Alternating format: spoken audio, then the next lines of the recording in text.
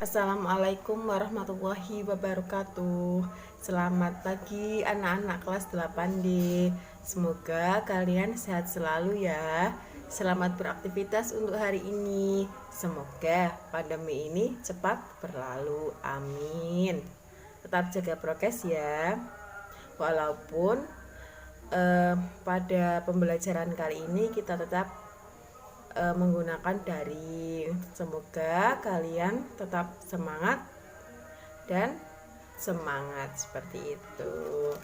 Nah, pada pembelajaran pertemuan kemarin kita telah mempelajari tentang dalil dan pengertian jujur dan adil. Pada pertemuan kali ini kita akan melanjutkan bab yang kemarin, yaitu tentang jujur dan adil. Nah, ada beberapa materi yang Ibu akan sampaikan pada pertemuan kali ini, yaitu tentang cara mengembangkan perilaku jujur dan adil, terus fungsi dan peran perilaku jujur dan adil dalam kehidupan, manfaat jujur dan adil bagi masa depan generasi muda Islam, dan cara menerapkan perilaku jujur dan adil ini dalam lingkungan sekitar, seperti itu.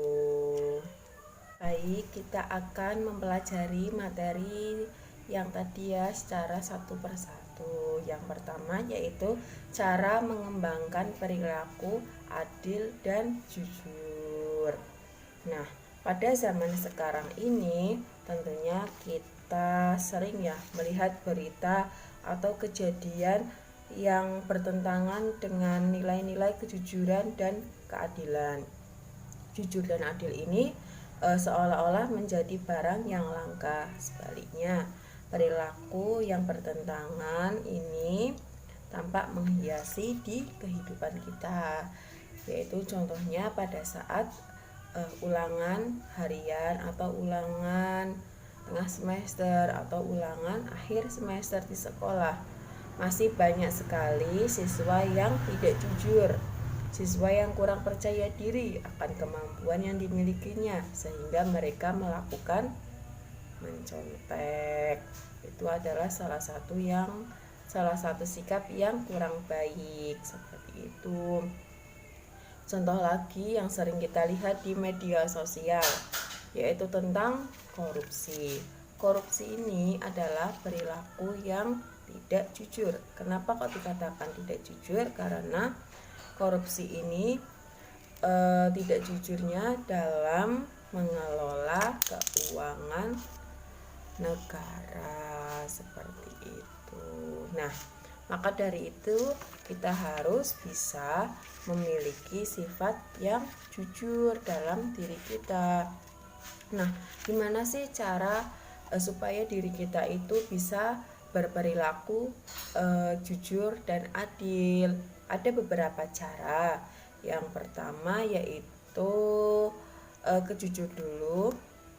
Yang pertama, meyakini bahwa Allah Subhanahu wa taala itu Maha mengetahui, melihat, Maha mendengar segala perbuatan yang dilakukan oleh hambanya. Dengan demikian, jika kita berkeyakinan seperti itu, bahwa apapun yang kita akan nanti lakukan, baik itu perkataan ataupun perbuatan kita, pastinya kita akan melakukan sesuai dengan syariat Islam, yaitu dengan yang baik dan benar, seperti itu. Terus yang kedua, meyakini bahwa kejujuran dapat menimbulkan kepercayaan dari orang. Seperti yang Ibu sudah sampaikan pada minggu yang kemarin, yaitu bahwa kepercayaan orang itu menjadi modal yang penting untuk meraih kesuksesan di masa depan. Banyak kisah sukses yang bersumber dari kepercayaan orang lain. Demikian juga sebaliknya, banyak kejatuhan atau kebangkrutan seseorang yang dilakukan ketidakmampuan dalam menjaga kepercayaan orang. Kesalahan orang itu, semisal kita membohongi orang itu, kalau kepercayaan itu akan hilang. Jadi berhati-hatilah dalam bersikap kepada orang lain. Terus yang ketiga ada terbiasa mengatakan kebenaran meskipun kadang sulit dan beresiko ketika disampaikan. Nah, sebaiknya kita berbicara itu yang jujur-jujur saja. Kenapa harus berbohong? Kalau jujur itu adalah yang lebih baik, walaupun kejujuran itu nantinya sebuah hal yang menyakitkan, tapi lebih baik itu kita jujur. Terus yang keempat ada kritis terhadap berita bohong. Terus yang kelima ada menghindari perkataan bohong meskipun hanya sebagai candaan. Seperti itu. Baik, materi yang selanjutnya yaitu fungsi dan peran perilaku jurdil dalam kehidupan sehari-hari. Nah, fungsinya itu apa? Yaitu memiliki integritas. Fungsinya itu. Integritas itu apa? Integritas itu yaitu menunjukkan keteguhan sikap, menyatukannya perbuatan dan nilai-nilai moral yang dianut oleh seseorang, seperti itu. Nah, sifat jujur dan adil ada di dalam sosok pribadi yang berintegritas. Integritas seseorang ditandai dengan kejujuran atau satunya kata dengan perbuatan. Seseorang yang berintegritas akan menjadikan kebenaran sebagai ukuran. Karena itu, seseorang berintegritas memiliki sifat jujur dalam dirinya sekaligus memiliki berpihakan kepada keadilan. Jadi antara jujur dan adil itu masih satu, masih sambung sinambung, seperti itu. Nah, jujur dan adil ini yang menyatu dalam integritas diri memiliki peran penting dalam menciptakan kehidupan berkualitas yang diimpikan oleh semua orang. Hidup berkualitas diukur dari tercukupinya semua kebutuhan hidup seseorang, baik yang bersifat fisik seperti sandang pangan dan tempat tinggal, ataupun kebutuhan akan rasa memiliki kasih sayang, penghargaan, serta aktualisasi diri yang bersifat psikis. Nah, dengan demikian akan tercipta masyarakat yang sejahtera dan berkeadilan, seperti itu. Materi selanjutnya yaitu manfaat jujur dan adil bagi masa depan generasi muda. Nah, di sini Ibu mengambil contoh yaitu ketika kita bermedia sosial.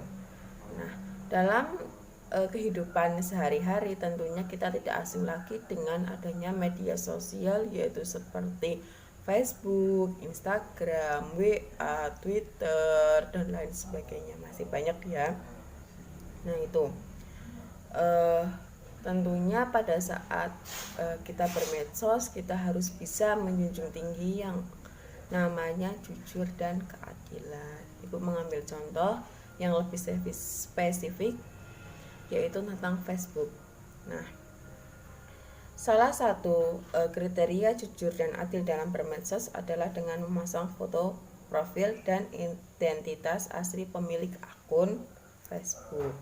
Kamu tentu mengetahui banyak di antara para penggiat medsos yang tidak menggunakan identitas asli. Ya, memang betul. Pada masa-masa sekarang ini masih banyak sekali ya orang yang menggunakan medsos, namun itu hanya untuk akun nipu, untuk akun pura-pura saja. Itu adalah salah satu contoh yang tidak baik, seperti itu. Nah, karena apa sih kok bisanya mereka kadang tidak membuat profilnya atau nama ataupun itu secara asli? Itu karena apa ya? Karena mereka itu kadang merasa tidak percaya diri, mereka itu malu, seperti itu.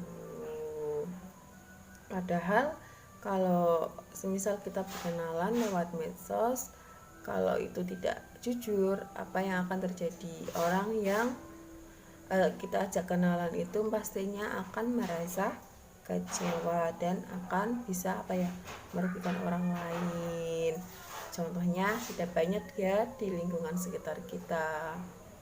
Orang yang berkenalan, semisal ada seseorang yang ingin berkenalan, mereka ingin bertemu. Nah, kok foto sama yang aslinya kok nggak sama sih? Nah, itu kan berarti merugikan pihak yang lain.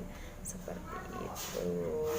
Makanya kita itu berperilaku ya sesuai ya seadanya saja, nggak usah dibuat-buat, nggak usah ngikutin zaman ya, kita ya seadanya aja, seperti itu, jujur-jujur aja lah. Nah, jika sifat jujur dan adil sudah terpatri dalam diri seseorang, ia tidak akan melakukan berbagai kebohongan dalam bermedsos. Ia juga tidak akan menyebarkan berita-berita yang tidak berintegritas. Di masa depan dibutuhkan sifat jujur dan adil dalam bermedsos. Perilaku jujur dan adil dalam bermedsos ini dapat menciptakan suasana yang aman, nyaman, damai, dan sejahtera. Tidak ada tipu menipu, tidak ada yang baik. Kita akan melanjutkan materi yang selanjutnya, yaitu cara menerapkan perilaku jujur yang adil. Yang pertama, menerapkan perilaku jujur di rumah. Nah, kita melaksanakan tugas yang diberikan orang tua kita dengan sebaik-baiknya. Misal kita disuruh membeli garam di warung. Nah, kita harus jujur. Kalau ada kembaliannya ya kita kembalikan, kalau tidak ya bilang tidak. Jangan semisal kalau ada kembaliannya kita langsung ambil saja tanpa bilang ke orang tua, itu tidak baik ya. Kalau semisal kita mau minta ya minta saja, nggak usah kita ambil tanpa bilang ke orang tua. Terus yang kedua, perilaku jujur di sekolah, yaitu mengerjakan tugas yang diberikan Bapak Ibu guru dengan penuh tanggung jawab.